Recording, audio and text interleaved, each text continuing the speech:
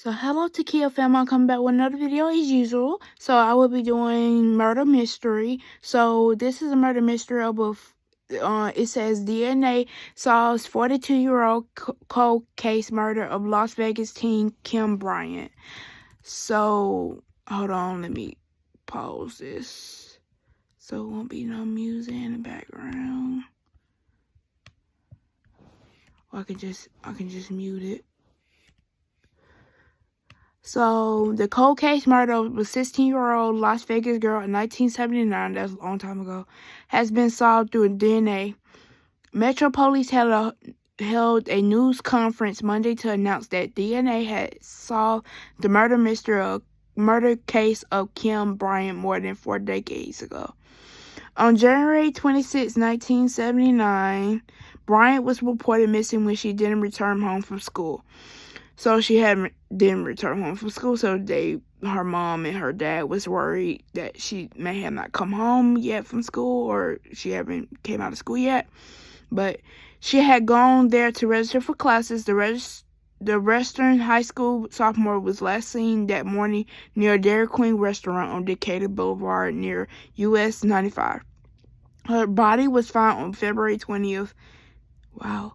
In a desert area near Charleston Boulevard and Buffalo Drive.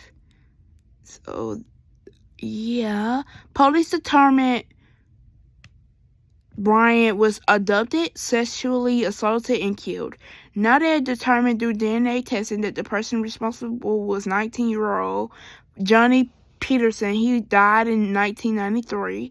According to Metro, his identification as a suspect serves as a reminder to the families of murder victims that the LVMPD will not stop investigating these crimes, no matter how much time has passed.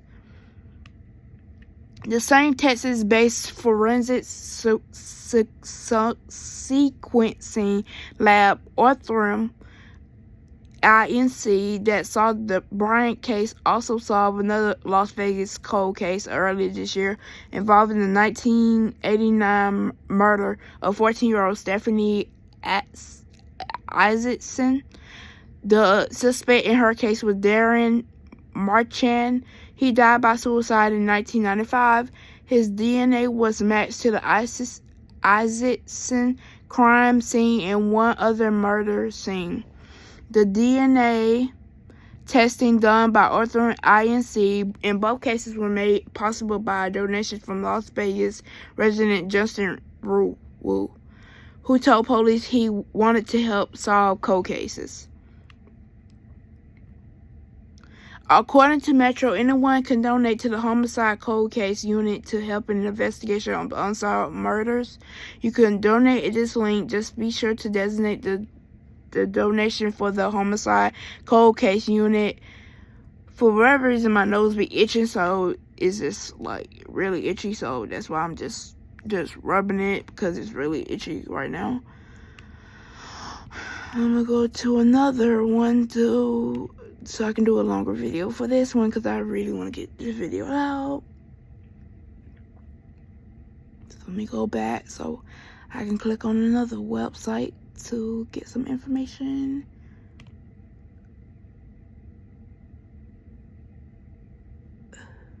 So I'm going on another website so I can see some more information on some murders, because this is Murder Mystery episode 1.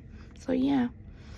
So Antonym of Evil, Daphne Darby murder still a mystery 3 years later. Daphne had been known as a quiet, tight-knit, rural area in central Indiana, described by the sheriff as a small-town USA, with one main street running from the jail to the courthouse to the library. Everyone seemed to know everyone.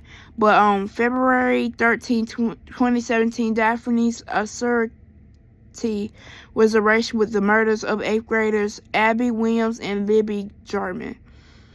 A crime Indiana State Police Superintendent Doug Carter calls the Antonym of Evil. Who do these to these two girls is so sad, but they will be missed by their loved ones and their families. I'm in my 35th year and I never experienced anything quite like it, Carter told ABC News. 3 years later, their slayings remain unsolved. The mysterious crime not only rocked rural Daphne, it also captured the interest of the country. And Carter has vowed to verge ahead until the killer is found. Abby's mother, Anna Williams, is frustrated 3 years later have gone by, but she says no one has seemed to forget about their case. I still have faith, Williams said. Law enforcement has it under control. I believe in them 100%. On February 13, 2017, Abby, 13 years old, and Libby, 14 years old, had become fast friends as volleyball teammates. So they were volleyball teammates, and they both was killed. So sad. Was enjoying a day off from school and went to walk along a local hiking trail, but they never came home. The girls' bodies were found the next day near the trail, 700 yards from the Monon High Bridge, where they had posted this Snapchat photo. How Abby and Libby died has still not been released to the public, which Carter said is because only the killer knows. Erica Gibson was 14 when her best friends were killed. Now she's a junior in high school. Looking back on these 3 years without Abby and Libby, Erica told ABC News her grief is everything. I'm still thinking about them and everything I do. Abby was raised by her single mother, Anna Williams, and the two had a especially close relationship. Very sad. Abby and Libby was only in 8th grade, but had already talked about pursuing careers in forensic science, Anna Williams said. For the mother of Abby and Libby, I pray that y'all find out who killed your daughters, and I just pray that everything would come out okay, because this is so sad that these people and these evil people is killing these young people, and we need more younger people in the community because we lose a lot of older folks due to like a lot of things going on in the world and the pandemic and everything else, but we need more younger people. So let's not stop the crime and stop the killings and stop the shootings and everything else. Libby, a gifted athlete, lived with her grandparents who had been her guardians since she was 3 years old. They described their granddaughter as wise beyond her years. Libby already had her career path pretty much laid out. She wanted to work with the FBI. She wanted to solve crimes. She wanted to help people. Her grandmother, Becky Patty, told ABC News, if anybody wants to honor her, please help solve her crime. Let us know what you know. Soon after the murders, authorities released a grainy image of the suspect who they said was on the trail the day the girls went missing. State police last year released video footage from Libby's phone. The brief video clip shows a grainy image of the suspect walking on the bridge near where the girls were last seen. Police also publicized the suspect's voice, a recording of him saying down the hill, which was recovered from Libby's phone. Last year, police released a new suspect sketch that Carter says was based on a witness recollection of what he or she saw.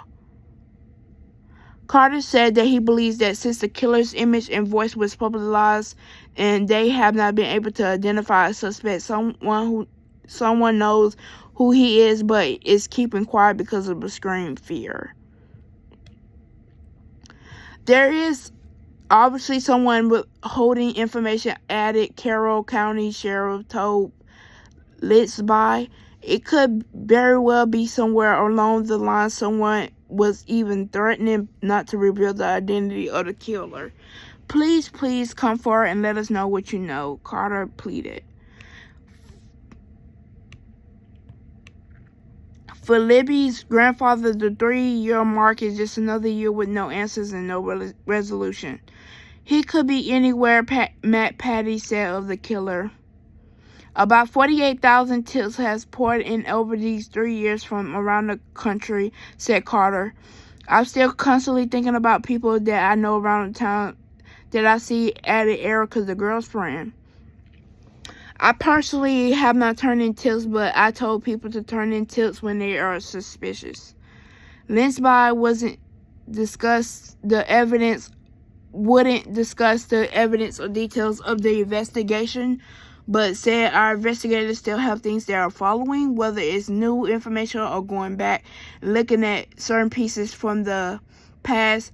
The sheriff said he thinks the killer has a connection to Daffy, whether it's an individual that previously lived in our community and knows the area where the girls were located very well, or possibly is still in our community. Carter also believes the killer has a connection to Daffy, and ABC News contributor and former FBI agent Brad Garrett agrees noting that the hiking trail is probably too remote to attract outsiders.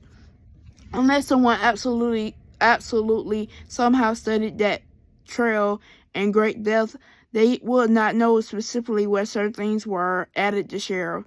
And since the suspect may be a local, he could have already been interviewed when investigators canvassed those in town, Garrett said.